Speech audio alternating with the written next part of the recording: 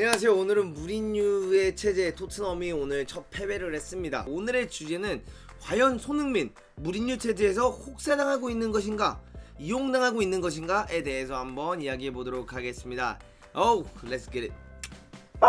우선은 지금 언론들을 보면 무리뉴 팬과 손흥민 팬이 나뉘어져서 서로 지금 언쟁을 하고 있는 거, 막 엄청난 지금 다툼이 있는 거 볼 수 있습니다. 손흥민 팬분들은 무리뉴한테 지금 이용만 당하고 있다, 왜 손흥민을 윙백처럼 쓰냐, 이거 진짜 별로다 라는 말이 있고, 얼른 무리뉴로부터 탈출해라 라는 사람이 있고, 반대로 이제 무리뉴 팬분들은 흥민이는 진짜 복받았다, 무리뉴와 드디어 뭔가를 우승해볼 수 있는 거구나, 무리뉴 알아서 열심히 배워야 된다 라는 싸움이 현재 막 엄청나게 일어나고 있습니다. 근데 제가 오늘 그냥 근거 없이 여러분들께 아니다, 누가 맞다, 누가 틀리다 이런 거를 말하고 싶은 게 아니라 데이터를 한번 준비해봤어요. 그래서 데이터로 보는 손흥민과 무리뉴 그리고 포체티노입니다.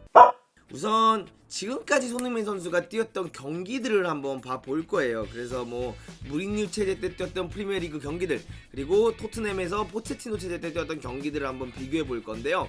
많은 분들은 지금 손흥민 선수의 가장 적합한 포지션, 손흥민 선수가 가장 뛰어야 되는 포지션은 스트라이커다, 혹은 스트라이커 바로 아래 공미이다, 공격만 할 때 손흥민이 정말 뛰어나다라고 말씀하신 분들이 많은데요. 여기 데이터를 보시면 아시겠지만 8월 25일 뉴카슬전부터 시작해볼게요. 하나, 둘, 셋, 넷, 다, 일곱, 여덟, 아홉, 10경기. 그러면 포체티노 체제 아래서 뛰었던 손흥민 선수는 10경기 동안 어떻게 보면 여러분들께서 말씀하시는 왼쪽 윙 혹은 공격수를 뛰었지만 3골 3도움을 했습니다. 그리고 나서 이제 무리뉴가 온 다음에 손흥민 선수는 프리미어리그에서 현재 3경기를 뛴 상태입니다. 그럼 이 3경기 동안 과연 프리미어리그에서 손흥민이 기록한 골과 어시스트는 몇 개일까 라고 보면 바로 1골 3어시입니다. 그럼 벌써 손흥민 선수는 어시스트 숫자는 지난 10경기와 똑같이 한 걸 볼 수 있고요. 골로만 봤을 때도 사실상 3경기에 2골을 넣었기 때문에 지금 3경기에 1골을 넣고, 공격 포인트 입장에서는 훨씬 더 많은 공격 포인트를 쌓고 있는 손흥민 선수라는 걸 여러분들 아셔야 될 것 같아요. 그 다음에 제가 찾아봤던 재미있는 자료인데요. 이건 이제 수비적인 자료예요. 지난 10경기를 가지고 봤던 수비적인 자료인데, 이 스탯들을 자세히 보시면 알겠지만 그렇게 지금 무리뉴 체제에서 뛰면서 손흥민 선수가 태클을 많이 했다든가 혹은 인터셉트 이런 게 엄청나게 많아진 거라고 볼 수도 없습니다. 그렇기 때문에 손흥민 선수가 수비 가담을 많이 하는 것처럼 보이고 많이 실제로 하고 있지만 사실상 그렇게 큰 차이는 없다라는 거예요. 여기 보시면 손흥민 선수는 무리뉴 체제에서 90분, 88분, 90분을 뛰었어요. 그러니까 거의 풀타임을 다 소화하는 선수이지만, 반대로 포체티노 시대 때는 계속 풀타임을 소화 못하는 경우도 많았고, 풀타임을 뛰지 않았던 사우스햄튼 경기에서도 태클을 4개씩이나 했고, 그 다음에 73분만 뛴 경기에서도 2개를 하고 파울도 당하고 이런 다양한 스탯들이 있는데, 현재 이런 것만 봤을 때도 손흥민 선수가 포체티노 때는 태클을 많이 안 했고 수비를 많이 안 했다라고 볼 수 없습니다. 물론 좀 더 윗지역에서 했느냐 낮은 지역에서 했느냐의 차이는 있겠지만 그런 부분에 있어서 크게 차이가 나진 않고요. 6.64, 7.75, 9.3, 6.72, 7.32, 6.32, 6.67, 6.89, 5.69처럼 점점 스탯이 낮아지고 있는 걸 볼 수 있고 안 좋았어요, 레이팅 자체가. 근데 반대로 무리뉴 체제에서 뛰었던 3경기는 평점 자체가 일단 굉장히 높습니다. 8.54, 8.56, 7.25라는 거 볼 수 있죠. 그리고 이제 오펜시브한 부분, 공격적인 부분을 한번 가볼 건데요. 슈팅 숫자를 보면 확실히 줄어든 걸 볼 수 있어요. 맨유 때는 1번, 본머스 때는 2번, 그 다음에 웨스트햄 때는 3번의 슈팅을 했는데요. 그 아래 경기들은 셰필드 때는 7번, 리버풀 때는 5번, 그 아래 크리스탈 팔레스 때 5번, 뉴카슬 때 6번 이런 식으로 하면서 슈팅 숫자 자체는 좀 줄어든 걸 볼 수 있겠지만 사실상 그게 전 나쁘다고 생각하진 않습니다. 슈팅을 많이 때리면 때릴수록 골을 넣을 수 있는 기회도 많아지겠지만 무조건 많이 때린다고 해서 전 좋은 거라고 생각하진 않거든요. 과연 그런 결정적인 기회 때 때릴 슈팅, 결정적인 기회 때 때릴 수 있는 슈팅 숫자가 생기느냐 안 생기느냐, 맞냐 안 맞냐가 굉장히 중요한데, 그런 부분을 봤을 때는 제가 지금까지 봤던 무리뉴 체제에 떴던 손흥민 선수의 경기들은 은근히 무리뉴 체제에서 결정적인 기회나 슈팅 찬스가 많이 나오고 있다는 걸 좀 볼 수가 있었기 때문에 이런 부분에 있어서는 솔직히 크게 영향을 받고 있다라고 생각을 하진 않습니다. 사실상 손흥민 선수가 윙백을 뛴다고 해서 키패스가 줄어들었다 혹은 뭐 드리블 성공률이 줄어들었다라고 볼 수는 저는 없는 것 같고요.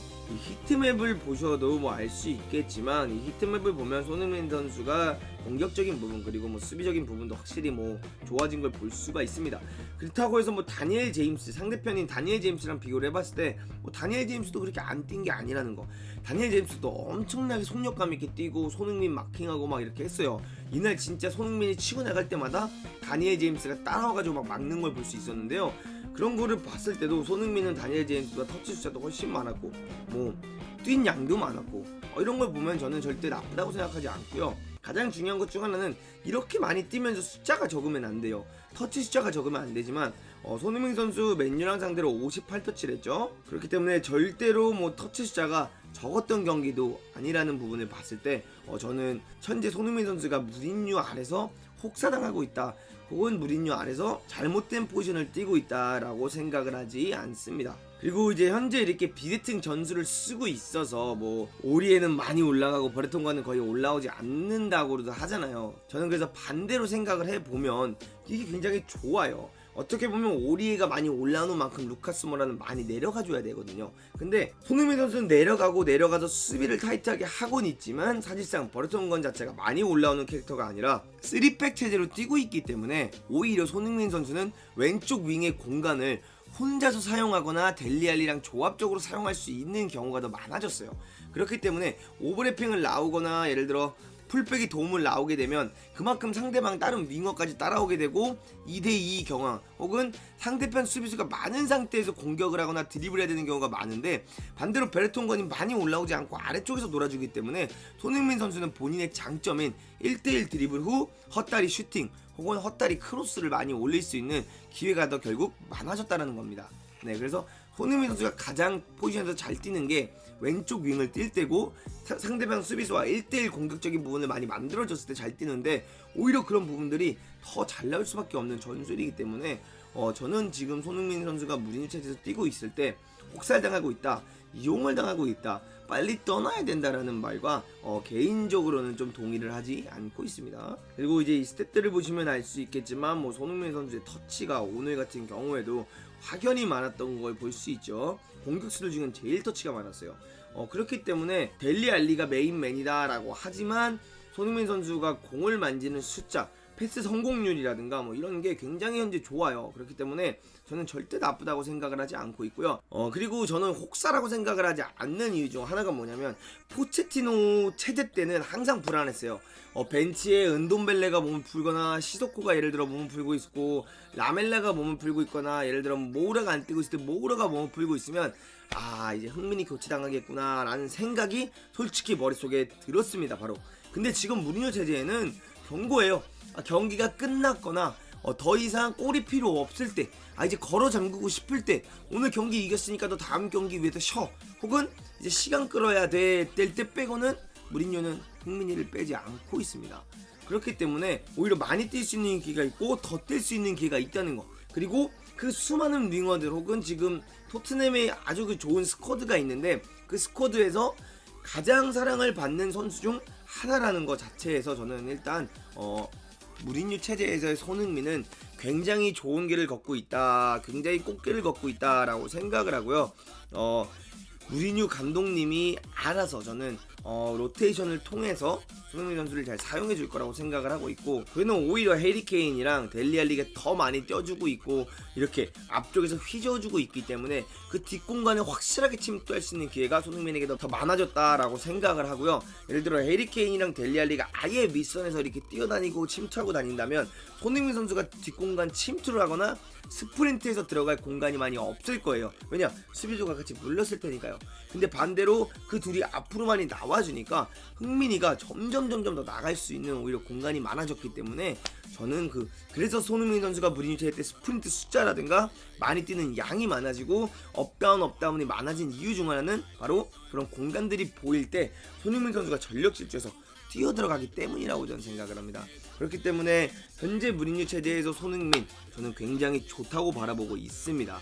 어디까지나 제 개인적인 생각이니까 여러분이 어떻게 생각하시는지도 한번 댓글에 남겨주시면 감사할 것 같습니다. 여러분 구독과 좋아요 알림 설정을 해주시는 거 잊지 마시고요.